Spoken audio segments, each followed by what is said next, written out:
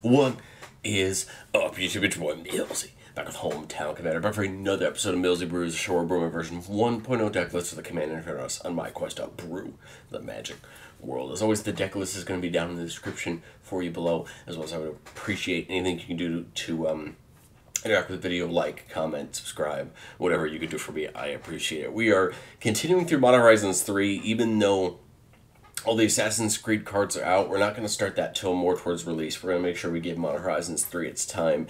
And today we're doing another one of the flipwalkers from the set, Monsoon Mage. I think all the flipwalkers are really interesting. I think Ral's no different. Instant sorceries you cast have cost one less to cast. Whenever you cast an instant sorcery during your turn, you could flip a coin. If you call it right, he gets to flip. If you call it wrong, he deals 1 damage to you. And you could flip them over. The backside's pretty cool. Comes in for with an extra loyalty counter for each instant sorcery you've cast this turn. +1 to give that same ability until your next turn. -2 just deals 2 damage.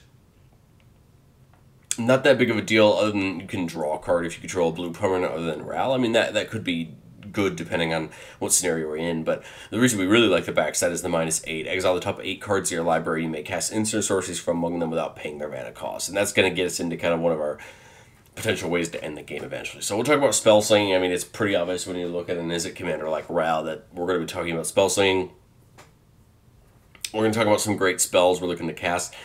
There's a lot of Storm in these colors, if you want it. We'll talk about the few I chose to throw in, but again, you could go a lot more towards Storm if you want to, and then some ways we're going to try to end the game in spells. Well, as far as the slinging versions go, I mean, you have a couple different types of effects. You have things like Electrostatic Field, which is going to deal damage to each opponent anytime you cast an instant or sorcery. Balmor is a good way to take some of the tokens that a lot of these spell-slinging creatures can make every time you cast a spell and give them a buff and give them tramples. That's a way to kind of turn our spell-slinging into some damage to our opponents. Eris Roar of the Storm from the Thunder Junction decks costs 2 less to cast for each mana value among instant sorcery cards in your graveyard, so it should not be very hard to get Eris done in just 2 mana. Flying Prowess, whenever you cast your second spell each turn, make a dragon.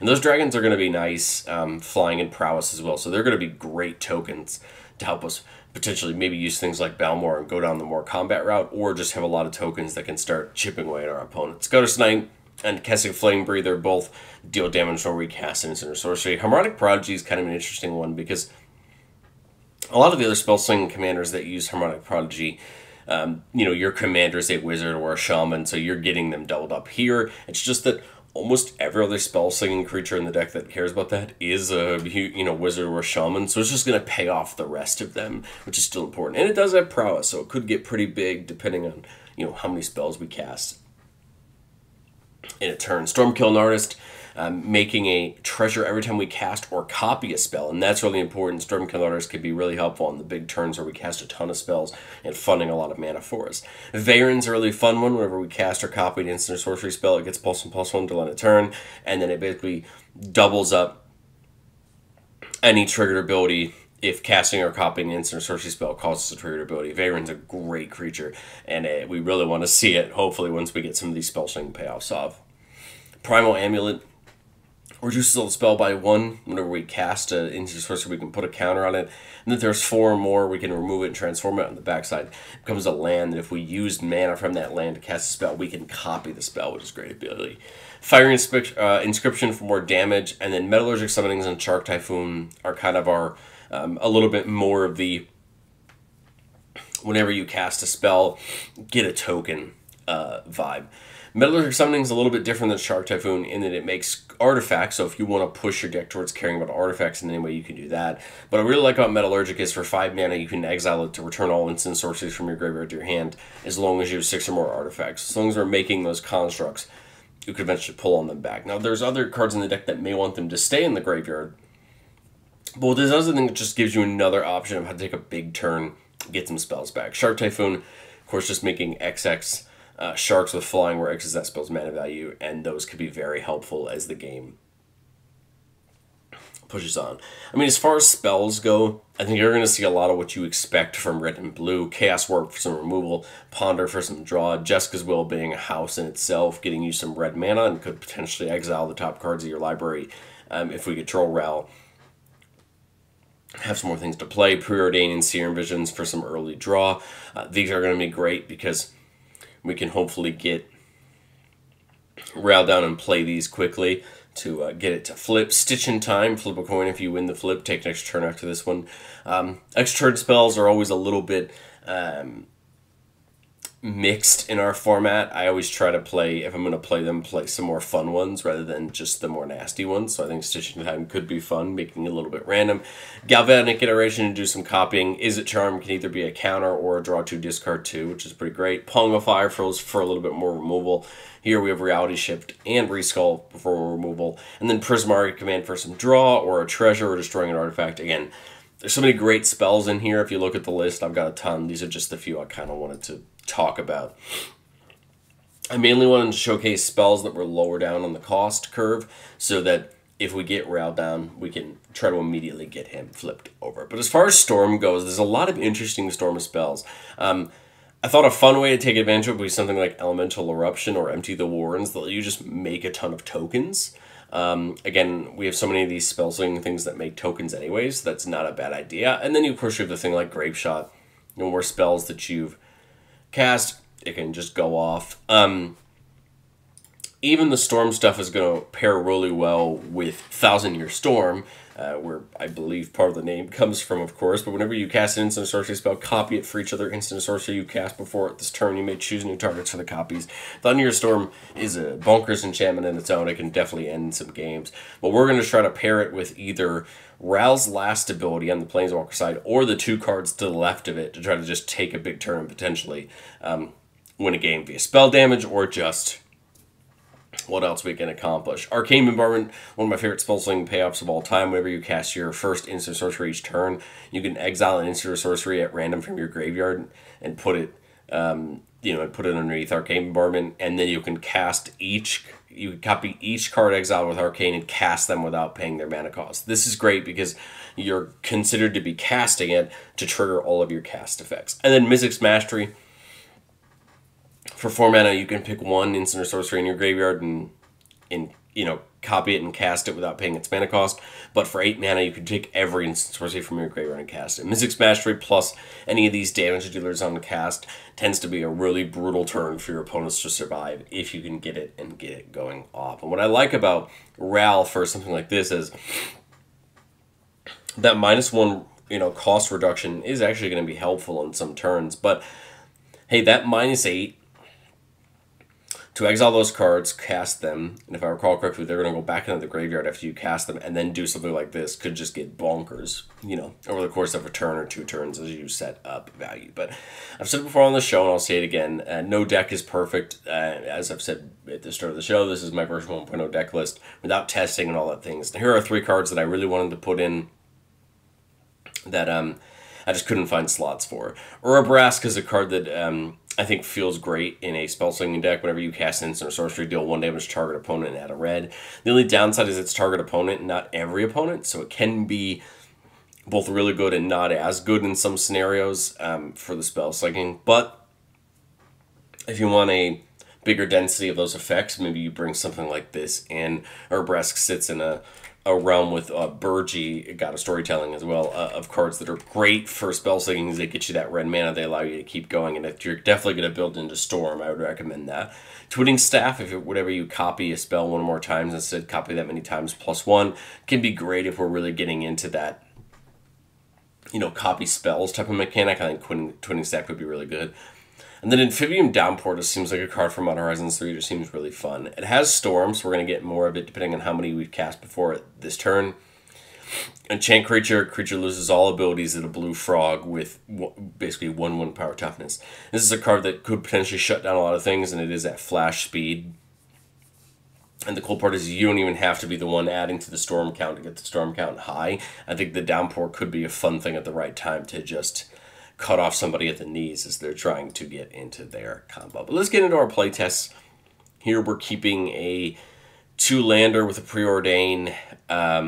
Solve the equation there for some search.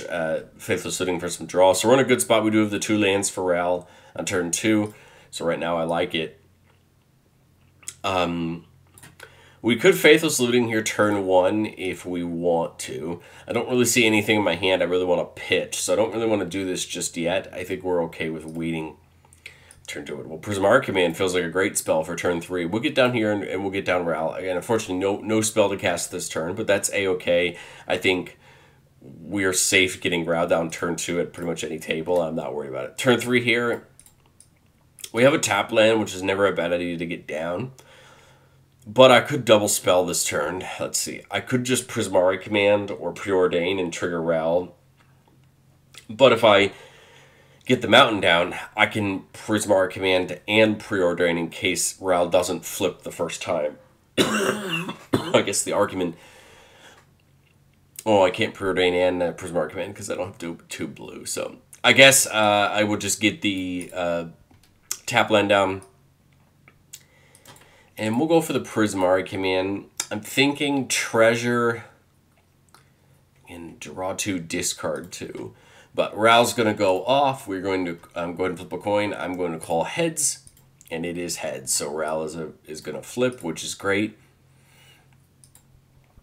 So now we have the ability to make things 1 less until end of turn, but that's okay. I'm going to draw 2, discard 2, and then make a treasure. And here I probably don't mind pitching Faithless Looting if I need to. That's probably going to be my first one. And then land in the field is pretty good. Solve the Equation can go get us something pretty good. I don't really know what to pitch. Hybrid feels bad because what if we need the removal? But I kind of like everything else in my hand, and we can always go get another one with Electric State or with Solve the Equation. And then we'll tick it up. Sorry, it would come in at 3 because we did cast Prismari Command. And then we'll tick it up to 4 to do its ability, which is fine. Again, we're not going to do another one this turn. But, again, just get it towards that 8 level. Okay, so turn 4, we've got the Electrostatic Field, which feels like something we want to do. So get the field down. We have enough mana to solve the equation, or we can preordain.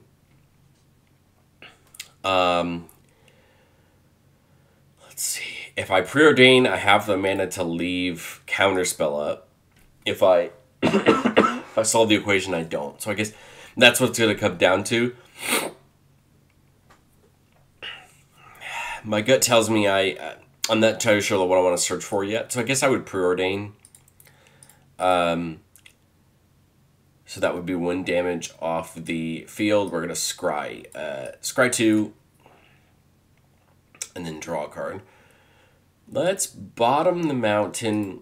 Keep the inscription on top and draw it. So at least that way we have some stuff going. And this way I have 1 and 2 up for this counter spell. You know, maybe my opponent's turn in case they try to do something tricky. We can stop it. Again, I doubt it. But hey, not a bad idea to leave a counter spell up sometimes. Getting into turn 5. Big Scores, a card I really like, gets us some treasures, draws us some cards. We only have to pitch 1 card to get that going. So 5, 6 mana. Everything costs 1 less because we're going to tick up Ral. Let's see. Solve would be 2. Big Score would be up to 5. I could Fiery Inscription and then solve into something I could cast. That'd be 2, 4.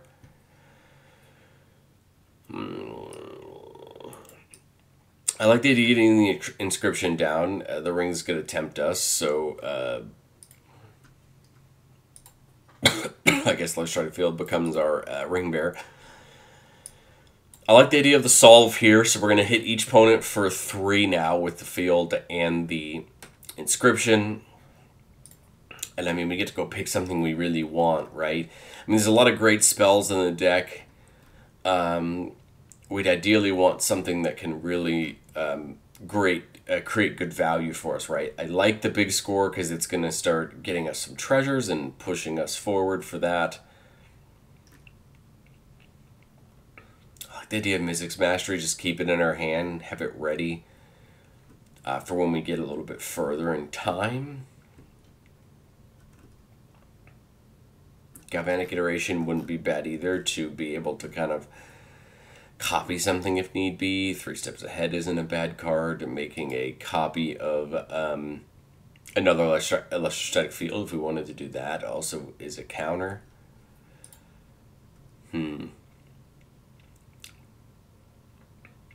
Sink It to Stupor is not bad, being a land or a spell. I think I'm going to go ahead and grab the Galvanic. I don't know. I can't think of anything off the top of my head that I think that feels super top tier. But hey, that did deal 3 to everybody. So that was what? 1, 2, 3, 1, 2 for the solve. We could cast something else, but I don't really see it at the moment, so I'd probably just pass it. Not enough mana, unfortunately, for the counter spell, but that's okay. We draw Arcane Denial. Interesting. 6 mana here. I like the idea of big score into Galvanic Iteration, just for a bit of draw. We'll tick up Ral so we can do that. The cool part here is because we're copying the spell, we don't have to discard another card, because that's just a cost to cast it. So at this point, if I hadn't used one of these, I would pitch it, and then Galvanic would copy big score. So we're going to get 2 copies of the inscription triggers and 2 of the field triggers. So this is 6 damage total to our opponents. We're basically going to draw 4 and make 4 treasures. So, and that's cool because we didn't have to use any of the treasure mana to do it. So we refill our hand a little bit, get some mana up that way. So we 1, 2, 3, 4, 5. So we 3 for the big score, 2 for the Galvanic Iteration. So we did use all of our mana, but now we have the treasures. We can give up a treasure to get that Soul Ring down. I like the idea of getting Flame Breather down, but let's think about this. We did 1, 2 casts this turn, so Eruption wouldn't be bad as a big one there. But I kind of like the idea of trying to maybe Eruption after we use Ral's last ability. So I'd probably get down the Flame Breather. We put another one in to get the Thought Vessel then. I'll call it a turn there. This turn we tick up Ral again. I like the idea of getting Veyron down now. So we have 2 mana. Let's see, 1, 2, 3. So we have 3, 4, 5, 6, 7 mana. I mean, we can Pongify. This would get 1, 2, 3, 4, 5, 6, 7, 8 damage to each opponent if we had something good to target. And Veyron would get a little bit bigger. And then 1, 2, 3, 4, 5, 6. We could actually Elemental Eruption. But I don't know that we want to do that. But I would say just try to Pongify something off the board, get a bunch of damage in, and now we're setting up next turn for Ral's last ability. And then this next turn, I would basically just -8 Ral and then hard cast Eruption after to just, get the storm. Let's go to playtest number 2. Oh, it felt a little awkward there for a little bit, but only because sometimes sequencing can be pretty tough. Well, a turn 1 Soul Ring certainly feels right. Get the mountain down, get Soul Ring down. I guess we'll get Crux Thumb down so that way next turn we can really take advantage of being able to flip that. We'll get the Shivan Reef down. So tapping the Soul Ring in that mountain for Ral leaves us 1 blue or red from Shivan Reef and 1 colorless left over. But I'm just going to cast this Preordain now, see if we could flip it this turn. So Crux Thumb says whenever we flip a coin, instead flip 2 coins and ignore 1. So we're going to call heads, tails, and heads, so we'll ignore the tails, meaning Ral is going to flip over. And it's going to come in with an extra loyalty counter because we cast a spell this turn. So we're just going to scry 2 and then draw, ponder, and solve the equation. Solve the equation feels good to go get something we really want.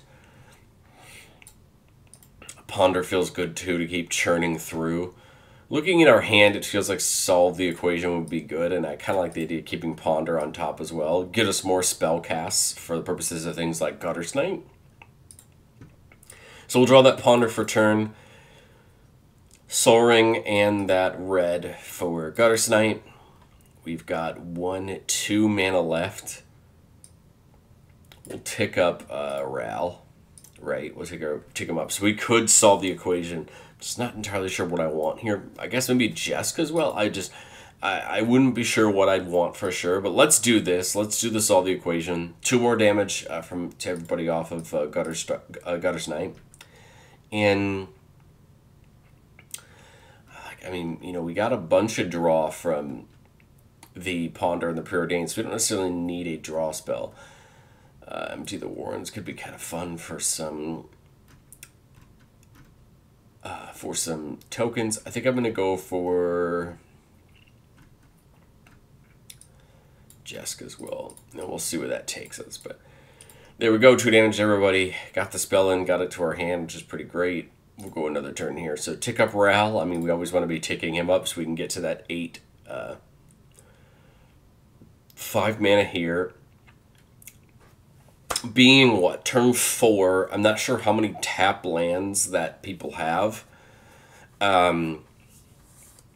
If they have enough lands, I could see Mana Geysering. The problem is I really want to get this Thousand Year Storm down, but I wouldn't have the blue to do it. So I could see... Let's see. I play the Thought Vessel, right? I'm trying to think about this.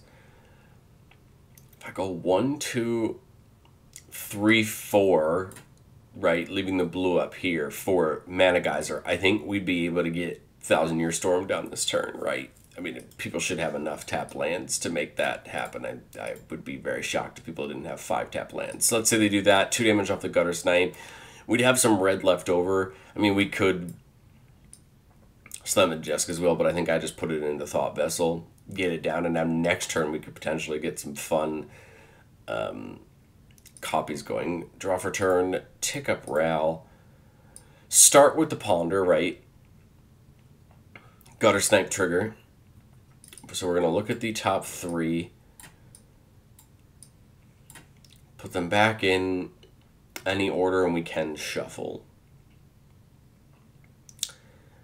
I think we're just going to go ahead and shuffle. I like Prismari Command, but if we're going to get 3 cards off of that Jeska's Will, I really would want to get the island down. Let's see. We could rapid hybrid something to get the storm count up 1 more. We'd actually get 2 of them, and then that way it would be 3 copies of Jeska's Will. I think that's what I'd probably do. Rapid and then Jeska's Will, exile, you know, a bunch of cards since we control our commander, and just try to see if we can have a big turn with that. But let me know, what do you think of Ral down in the comment section below. It's an interesting deck. I think it really lets you take what you want from Izzet spell slinging and make it your own. I'd love to hear what you would be playing in your version of Ral down in the comment section below. But other than that, I will catch you guys next time.